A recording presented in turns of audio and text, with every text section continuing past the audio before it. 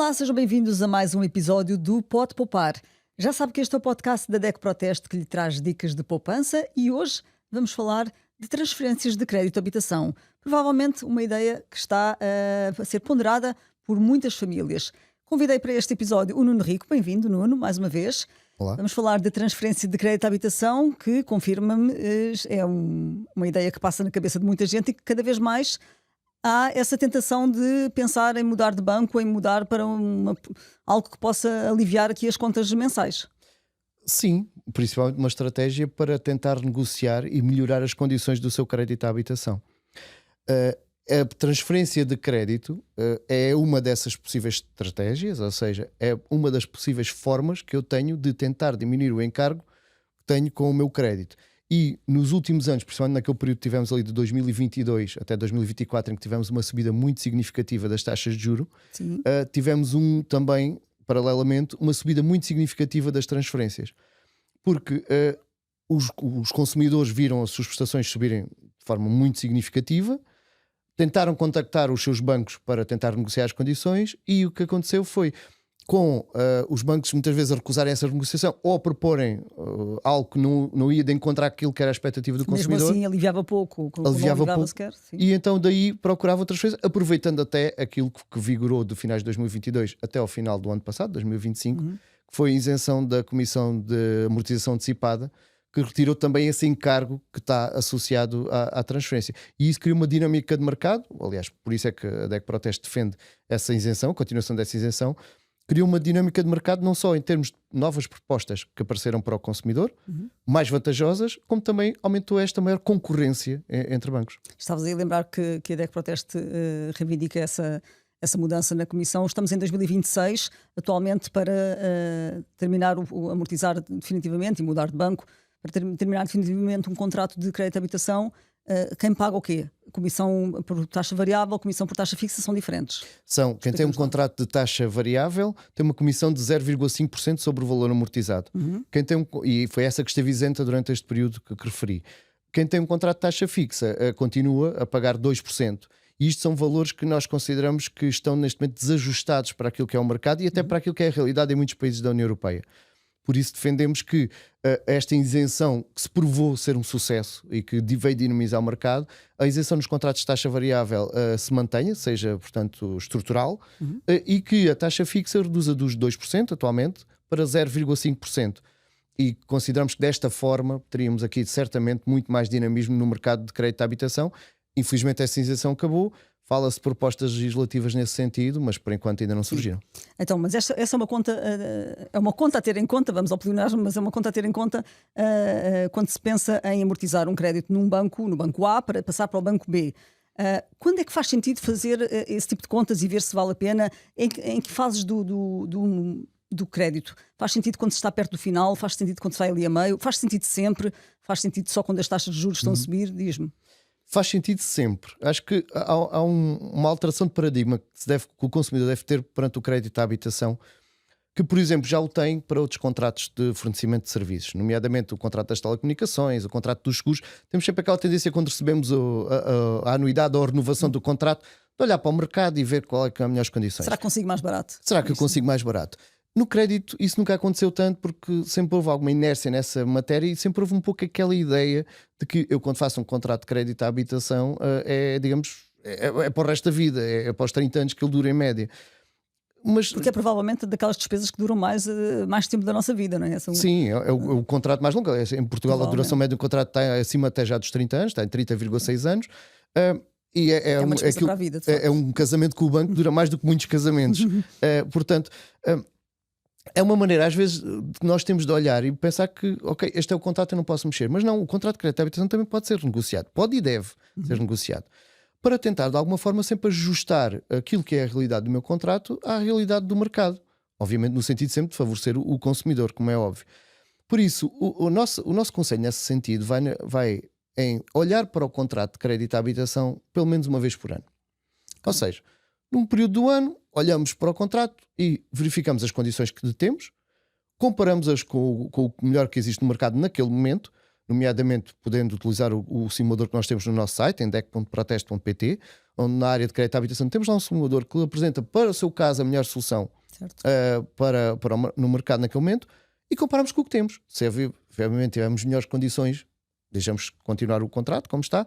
Se não, o primeiro fator é contactar o seu banco. Porque apesar de estarmos aqui a falar de transferências, a prática diz-nos que os bancos não querem perder um contrato de crédito à habitação. Porque é altamente rentável, não só pelo contrato em si, muitas vezes não é pela taxa de juros porque é uma taxa de juros, mas por todo o envolvimento que implica. Porque estão lá os seguros, estão lá o crédito domiciliado, o ordenado domiciliado, estão lá os cartões de crédito, estão lá as transferências, as minhas operações, tudo isso que dá rendimento ao banco. E mesmo para o cliente também pode valer a pena ficar no seu banco em vez de estar a ter todo o trabalho que implica fazer uma transferência, não é? Sim. Se calhar começar por aí. Esse deve ser o primeiro passo. Porque a experiência diz-nos, e aquilo que é o feedback que nos chega dos consumidores, em que 90% dos casos os bancos aceitam renegociar o seu contrato para não perder ou para não deixar o crédito ser transferido. Por isso, os passos devem olhar para as condições. A partir do momento em que eu veja que há um desajuste, em que eu estou a pagar muito mais do que aquilo que poderia estar no mercado, geralmente solicitar simulações em 3 ou 4 instituições, comprovar que consegue aquelas condições e aí mostrar essas condições ao banco onde tem o contrato e perguntar se é possível negociá-las ou aproximá-las daqueles que têm na concorrência. Ou seja, esta voltinha ao mercado dá algum trabalho, mas geralmente compensa. pode dar frutos, não é? Sim, compensa. Vale a pena fazer essa renegociação com o próprio banco, não correndo bem ou não conseguindo cobrir ofertas que se conseguem em bancos concorrentes, aí sim ponderar, mudar. Nessa altura, o que é que se deve ter em conta quando se olha para as propostas da concorrência? E sabemos que o erro mais comum é olhar apenas para o valor da prestação. Sim, olhar para a prestação, olhar para a taxa anual nominal, ou seja, a TAN, porque aí não reflete todos os custos e não é incomum nós termos propostas onde às vezes temos TANs mais baixas do que na concorrência, mas depois temos TAEGs, que essa sim é o ponto de referência e de comparação. Estás-me a dizer que o que é errado é olhar só para a prestação e só para a TAN, é isso? Isso não chega. Não chega. Então o que é que temos que olhar? Temos que olhar para a TAEG. A TAEG é a taxa anual efetiva global, que demonstra todos os encargos que eu vou ter com aquele contrato. Mas é um indicador em percentagem, não é? É um indicador em percentagem, é uma percentagem que Quanto mostra... mais alta, pior. Quanto mais alta, pior. E é o que mostra não só os encargos que eu vou ter com o contrato, a taxa de juros, os seguros associados, e essa é outra das questões também sempre a ponderar, eventualmente produtos de cross-selling, ou seja, de venda cruzada, que o banco impõe para nos dar aquelas condições.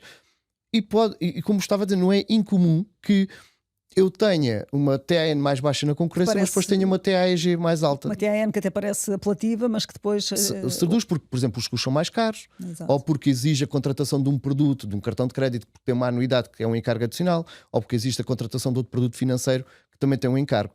Ora, é preciso olhar para essa TAEG, verificar, compará-la com as várias soluções e optá-la sempre pela mais baixa. Quando se transfere, é preciso também ter atenção a outro fator, que é os custos dessa transferência. Certo. Há custos inerentes.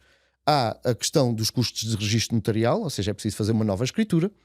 Há a questão do estudo do processo no banco para onde nós pretendemos transferir esse crédito, para além daquela comissão de amortização antecipada que já referimos. Vais pagar no banco de onde vais sair. Exatamente, que será pago ao banco. Vais pagar uma despesa no banco de onde vais sair e vais ter despesas para fazer um novo contrato no banco para onde vais mudar. Exato. Só que a grande vantagem é que os bancos que querem receber esse contrato, ou para o qual nós estamos a pretender transferir esse contrato, em muitos dos casos aceitam custear estas despesas. Ou seja, eles suportam esta despesa. Por exemplo, isentam a comissão de estudo da operação, muitas vezes pagam os custos notariais do novo registro e da nova hipoteca, porque querem atrair o cliente, não é? É uma espécie como aqueles encargos que muitas vezes nas empresas de telecomunicações surgem, que é o custo de instalação e que eles oferecem porque querem ficar com o cliente, para lá, não é? que nós mudemos, e por isso muitas vezes, e principalmente nos contratos, na transferência de contratos de taxa variável, eles assumem este custo para além então da tal comissão de amortização antecipada. Mas não são obrigados a assumi-lo. Não. Mas será uma proposta mais tentadora se assim for, não é? E mesmo que o banco não tenha isso, porque muitos deles têm na sua proposta de transferência de crédito, mesmo que eles não tenham isso, nós podemos tentar negociar com o banco. E dizer assim, olha, não podem isentar estas despesas, isso poderá ser um fator a negociar com o banco para onde vamos transferir. E eu posso pensar do melhor e vir para cá, não é? Posso usar isso também como termo negocial. Agora, os clientes não são todos iguais perante um banco na hora de negociar e de fazer esse jogo. as condições a taxa de esforço que temos, ou até a estabilidade financeira ou a estabilidade profissional, podem pesar na hora de fazer essas contas e de mudar ou não mudar? Pesam e muito. Ou seja, aquilo que podemos designar como o poder negocial do consumidor, Certo. que é aquilo que pode ter para poder negociar com a instituição bancária, depende desses fatores que referiste. Ou seja, depende da estabilidade de rendimentos, depende até da própria relação financiamento-garantia do crédito que vai transferir ou do crédito que está a negociar.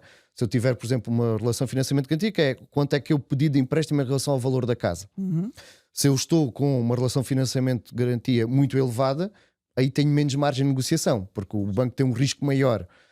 Se eu tenho, por exemplo, uma relação de financiamento-garantia abaixo dos 70% ou mesmo 60% ou até 50%, eu tenho aí muito mais poder negocial, porque eu vou transferir um crédito em que dou como garantia um bem que tem o dobro do valor daquele crédito que eu estou a pedir.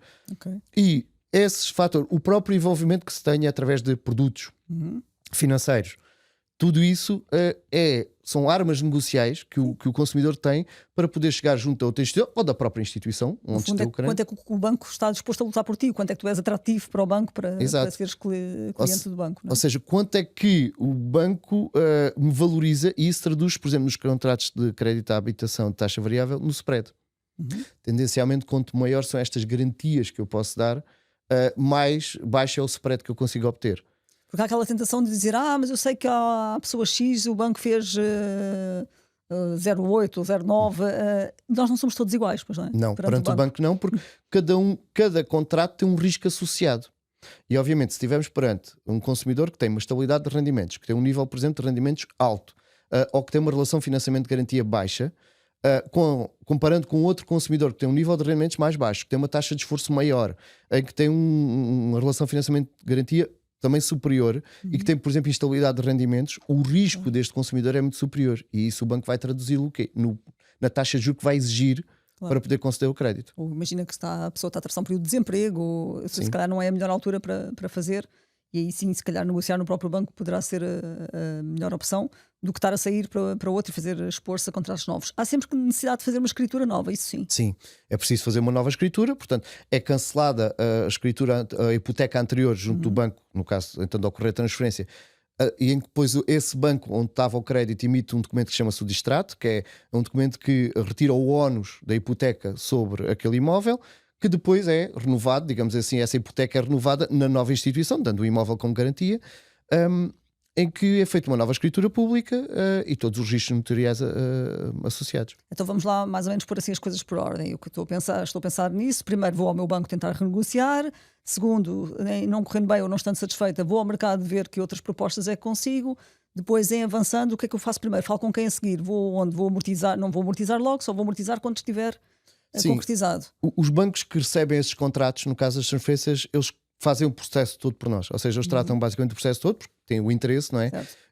A partir do momento em que eu vejo melhores condições e decido transferir, contacto o banco para onde vou transferir o crédito, aí a partir daí o banco vai pedir todas as formalidades, os documentos da casa, os documentos pessoais para formalizar o crédito, e depois é esse próprio banco que contacta a outra instituição. O banco primeiro. O primeiro banco onde estava o crédito para proceder à transferência desse contrato e depois aliás, o banco esse banco onde estava o contrato vai estar presente na escritura pública, porque vai proceder automaticamente ao cancelamento dessa hipoteca e depois a transferência para a nova instituição. E é nesse momento que vais liquidar o crédito antigo e vais pagar a tal comissão de amortização. Sim, é na altura que é paga que, cá está, podemos tentar negociar junto da nova instituição se suporta esse custo, ou pelo menos parcialmente. E nessa altura faz então nova escritura. Outra coisa que convém aqui salientarmos, Nuno, tem a ver com a dedução dos juros no IRS. Se estivermos a falar aqui de contratos mais antigos, que estão agora a pensar ser transferidos para outro banco, poderá haver aqui também contas a fazer aquilo que se perde em deduções de IRS, porque contratos anteriores a 2011 tinham acesso ainda à dedução de juros no IRS. Sim, os contratos de crédito à habitação até 2011 permitem a dedução dos juros pagos em sede de IRS, com os limites que estão estabelecidos na lei. A partir dessa data, essa dedução terminou. Aliás, portanto, a partir de 1 de janeiro de 2012, contratos de 1 de janeiro de 2012 já ficaram de fora. Que é uma reivindicação da DEC Proteste, ou seja, também, porque achamos que seria uma forma até de apoiar as famílias neste cenário de custos muito elevados com a habitação. Quem transfira o contrato vai fazer um novo contrato. Portanto, se tem essa isenção, tem que ter a atenção não que tinha vai essa possibilidade de dedução, né? Tinha essa possibilidade de dedução deduzir dos juros. Agora, com um novo contrato não vai ter. Não, a partir daí já não pode deduzir, porque é um novo contrato com a data atual. Sim. E a partir daí essa dedução deixa de acontecer. É uma questão também de fazer essas contas se aquilo que vai poupar lhe compensa ou que vai perder na parte da dedução de juros. De IRS. Portanto, todos os contratos feitos agora, mesmo que o primeiro contrato fosse anterior a 2011, se agora vai transferir para um novo banco e vai fazer um novo contrato, nova escritura, tudo começar do zero, como sendo um contrato de 2026, já não será dedutível no IRS nenhum juro cobrado. É boa altura para quando já que vamos ao mercado fazer essas contas e vamos procurar um novo contrato, o que é que a gente deve procurar? Taxa fixa, taxa variável, taxa mista? Eu sei que esta pergunta nos chega a toda a hora. O que é que diz-me, como é que a pessoa há de decidir? O que é boa altura agora para ir para eu vou procurar um contrato novo ao mercado? O que é que eu vou procurar? Essa é a pergunta do $1 milhão, não é? Como costuma ser. Ou neste caso, €1 milhão. Não há respostas científicas para toda a gente. Não há resposta científica, depende de dois fatores. Em primeiro lugar, vamos falar do fator económico. Temos que olhar para qual é a tendência de mercado da taxa de juros. Se nós estivermos num período onde se antecipam subidas ou que já estamos num ciclo de subidas da taxa de juros, talvez a taxa variável não seja a melhor opção.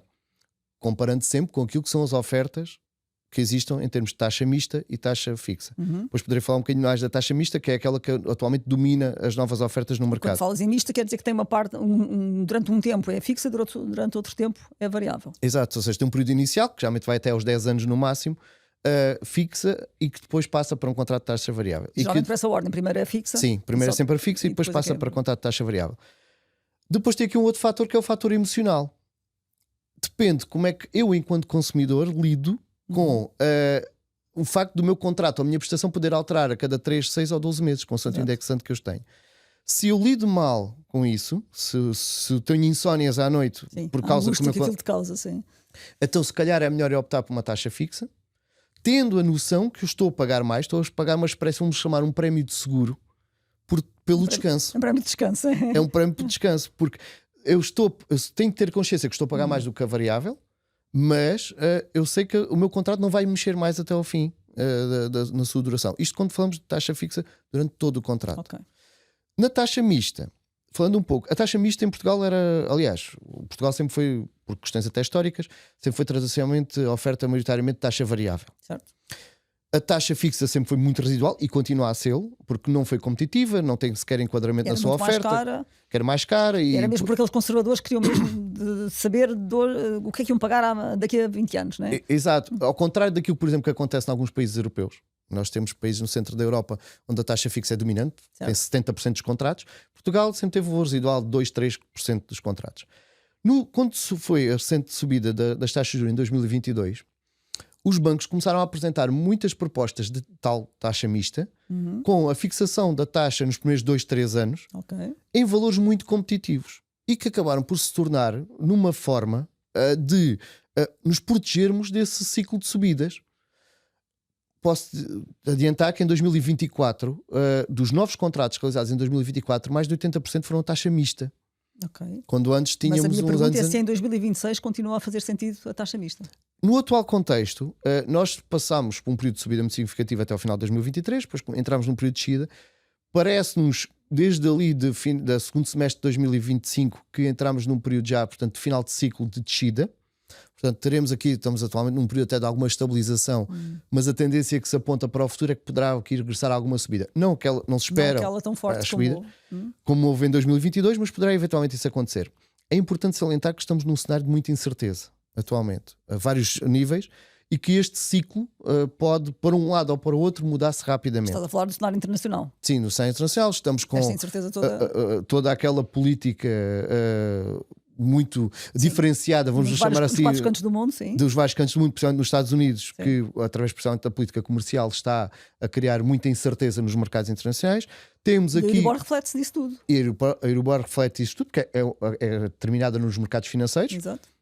Portanto, é a expectativa que os bancos têm em relação à evolução dos juros dos empréstimos nos próximos tempos. E depois temos também conflito militar na Europa, temos outras situações na América do Sul, temos também situações na Ásia. Portanto, Tudo isto pode aqui baralhar as contas rapidamente. E no atual ciclo, tem que se olhar, em primeiro lugar, para o tal fatores emocionais, se eu quero lidar com isto ou não. Mesmo que eu queira lidar com isto, é olhar para a oferta que existe no mercado. E continuam a surgir em taxa mista ofertas muito competitivas, taxa mista de curto prazo. E considerando este possível inversão de ciclo que estamos a viver, é uma boa ideia olhar para as ofertas de taxa mista com uma fixação não mais do que 2 anos. Neste momento não aconselhamos mais do que 2 Estás a dizer anos. taxa mista de curto prazo, portanto a parte fixa ser durante um curto prazo, Sim. de 2 anos, como dizes, e o resto é variável. O resto é invariável. Se eu conseguir obter uma taxa de juro que seja inferior àquela que eu teria no meu contrato de taxa variável, ou seja, da soma da Euribor mais o meu spread, se eu conseguir obter uma taxa mista de fixação inferior a esta, poderá ser uma boa opção para fixação até 2 anos. Que depois tem outra situação, que é no final desses 2 anos eu posso novamente renegociar uma taxa. Ou seja, nada te prende ali, podes sempre haver o facto de estares numa taxa mista e estares num período de taxa fixa e depois num período de taxa variável, não quer dizer que pelo meio não possam existir renegociações. Sim, pode sempre negociar e cá está, ir naquela linha de ano a ano, ou quando, por exemplo, acabar a minha taxa fixa de curto Ao fim prazo, desses 2 anos iniciais, não é? e olhar para o mercado e ver qual é a minha solução. Muito bem. Diz-me, Nuno, quais é que são os erros mais comuns que tu vês os consumidores? Aliás, eu quase que tendo a perguntar-te se é este que eu estou a pensar. É precisamente o facto de não olharem ano a ano e de ficarem quietinhos a pensar que aquilo ficou para a vida e durante 30 anos vou ficar nestes termos que negociei inicialmente com o banco. Este é o erro mais comum? É o erro mais comum. Há uns anos atrás havia uma publicidade até ligada aos bancos que chamavam que era a dona inércia. Em que as pessoas viviam na inércia, a dona inércia não fazia nada, não mexia e por isso estava a pagar muito mais do que aquilo que devia. E isso, pela nossa experiência e pelo contacto que nós temos com os consumidores, esse é o principal fator que leva a que muitas vezes os consumidores estão a pagar mais. Recordo, não há muito tempo, numa viagem de táxi que fiz, estar a falar com um colega sobre isto, sobre o crédito à habitação, e o taxista, no final da corrida, virasse para nós e disse assim: desculpa, eu não sabia que era possível negociar o contrato. E eu disse: sim, mas é que eu tenho o contrato já feito há mais de 10 anos, eu estou a pagar 5% de taxa de juros. Isto estávamos a falar de 2, 3 anos atrás, onde era fácil já conseguir taxas entre dos 2 e 3%. E eu disse: olha, se quer ganhar já hoje o seu dia, vai imediatamente para o seu banco e renegocia isso. Depois eu não tinha noção que era possível negociar. Mas há algum fedor também? Achas que sim, dos consumidores? Acho que há receio, porque primeiro, infelizmente temos elevados níveis de iliteracia financeira, claro, e as pessoas muitas vezes não têm essa noção, nem sabem bem o que é que podem negociar. E por isso é que nós disponibilizamos todos os conteúdos que temos nessa área, temos muita informação, inclusive cursos financeiros sobre essa área, para ajudar as pessoas neste processo. Pois têm medo que sejam enganados neste processo, mas como não percebem, têm medo não percebem. Mas há hoje em dia até já entidades de intermediação de crédito, certo, que podem ajudar neste processo também. E muitas vezes também é o fator de tal inércia, que ok, está bem, eu estou a pagar aquilo, consigo pagar aquilo, está bem, mas eu podia estar a pagar muito menos. Mas é curioso que isso não se aplicará só aos bancos. Eu lembro de ter estado aí sentado nesse mesmo lugar o Pedro Silva, que é o nosso colega da área da energia, e ele também diz que são muito poucos os portugueses que mudam o contrato de energia. Há alguns que o vão fazendo, mas olhar regularmente com esse olhar crítico de dizer vamos lá ver se encontro melhor, e provavelmente também se aplica nas telecomunicações, é muito uma postura do consumidor português. Sim, o consumidor português tende a ser passivo. Por isso é que eu referi no início que nós devemos começar a olhar para o contrato de crédito à habitação como olhamos para os outros contratos. Uma forma proativa. Olhar para, se eu por exemplo estou numa taxa fixa e não quero sair, verificar quando terminar aquele período de taxa fixa, olhar para o mercado, se não, eu diria todos os anos, não é preciso mais do que isso, mas todos os anos olhar uma vez por ano para o mercado. Eu dou este exemplo muitas vezes. Nós, ou a grande maioria de nós, trabalhamos por uma determinada entidade patronal para e recebemos um ordenado por isso, pelo nosso tempo, pela nossa disponibilidade. Então porquê é que nós não aproveitamos até um período que estejamos de férias, e trabalhamos para nós próprios um dia? Isto é, agarrar nos nossos contratos lá de casa, no contrato do crédito, do seguro, do telemóvel, da televisão, sim, e olhar para o mercado, fazer uma pesquisa, perder um dia. Provavelmente vai descobrir que vai ganhar mais, ou melhor, vai deixar de gastar mais nesse dia do que se estivesse a trabalhar. Exatamente, aquilo que pode ganhar naquele dia. Aquilo que pode ganhar.